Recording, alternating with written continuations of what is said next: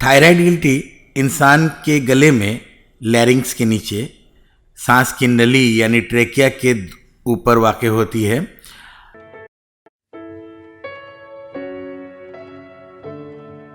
ये गिल्टी इंसान में दो हिस्सों में यानी दो लोब्स में बटी हुई होती है और ये दोनों लोब्स ट्रेकिया के दोनों जानिब वाक़ होते हैं। दोनों हिस्से एक दूसरे से बिल्कुल अलग नहीं होते हैं, बल्कि एक पतले से हिस्से के ज़रिया आपस में जुड़े रहते हैं, जिसको इस्थमस कहते हैं।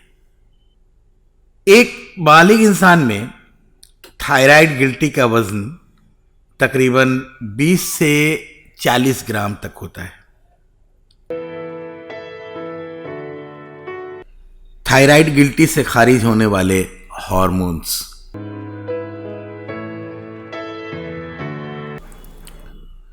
थायराइड गिल्टी से 3 हार्मोन्स खारिज होते हैं।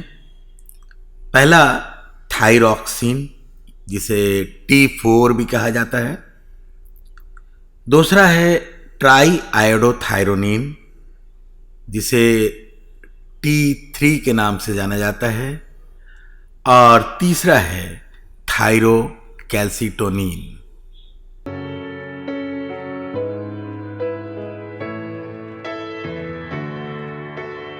इनमें थायरोक्सिन हार्मोन यानी T4 सबसे ज़्यादा अहमियत का हामिल है। कीमियाई तौर पर यह एक प्रोटीन हार्मोन है जिसमें तकरीबन 65% आयोडीन पाया जाता है। थायरोक्सिन हार्मोन के काम।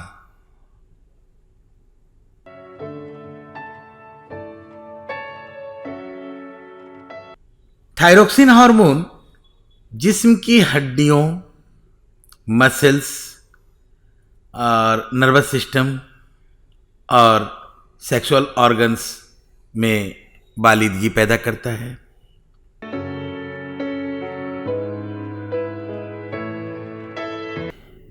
यह हार्मोन आंतों में ग्लूकोज के जज्ब होने की मकदार को बढ़ाता है, जिससे खून में ग्लूकोज की मकदार बढ़ जाती है।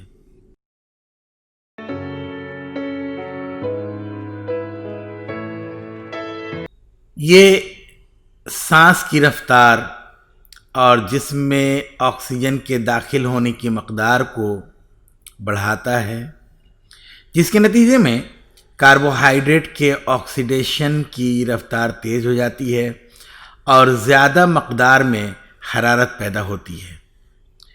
इससे जिस्म का दर्जा हरारत बढ़ जाता है। टिश्यूज़ में मेटाबॉलिज्म की रफ्तार तेज़ हो जाती है, जिससे BMR बढ़ जाता है और इन्हीं सब वजूहात से इस हार्मोन को कैलोरीजेनिक हार्मोन कहा जाता है।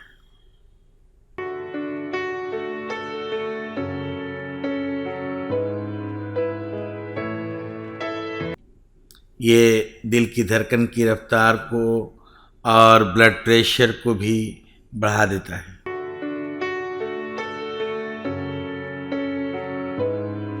थायरोक्सिन हार्मोन औरतों में दूध के पैदा होने की मकदार को बढ़ाता है और साथ ही ये दूध में चर्बी की मकदार में भी इजाफा करता है।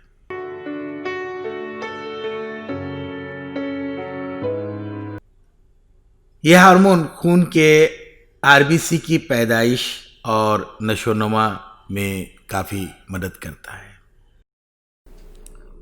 हाइपर सिक्रेशन यानी थायरोक्सिन का ज़रूरत से ज़्यादा खारिज होना, इस हालत को हाइपर थायराइडिज्म भी कहते हैं।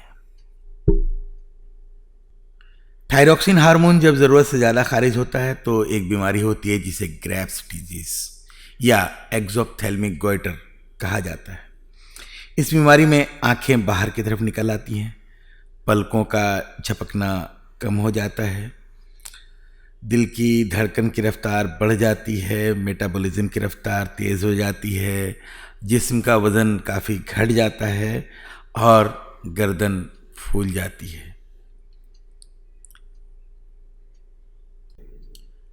हाइपोसिक्रेशन यानी थायरोक्सिन का ज़रूरत से कम खारिज होना, इस कंडीशन को हाइपोथायरॉयडिज्म भी कहते हैं।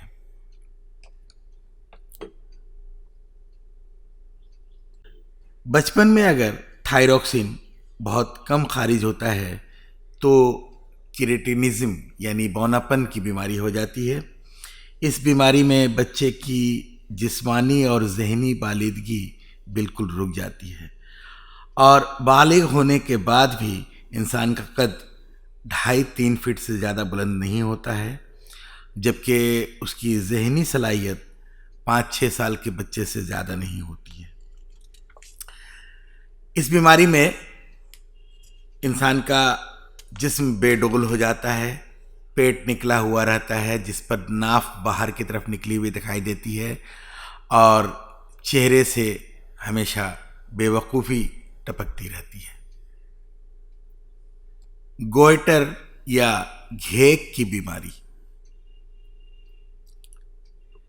थायरोक्सिन हार्मोन की तैयारी के लिए आयोडीन खाम माल के तौर पर इस्तेमाल होता है, लेकिन जब कभी ग़िज़ा में आयोडीन की बहुत ज़्यादा कमी हो जाती है तो जिस्म में थायरोक्सिन की पैदावार बहुत कम हो जाती है, थायरोक्सिन कम बनने लगता है और इस हालत में जो बीमारी होती है उसे घेक का मर्ज या गोइटर, सिंपल गोइटर कहा जाता है। इस बीमारी में थायराइड गिल्टी बहुत बड़ी हो जाती है और इसकी वजह से गर्दन फूल जाती है और इसकी वजह से गले पर हर वक्त एक दबाव महसूस होता है, सांस लेने में परेशानी होती है और ग़िज़ा के निगलने में भी परेशानी होती है। जिन इलाकों के पानी में आयोडीन कम पाया जाता है, ख़ासतौर से पहाड़ी इलाकों में, वहाँ के बहुत ज़्यादा लोग इस बीमारी के शिकार होते हैं।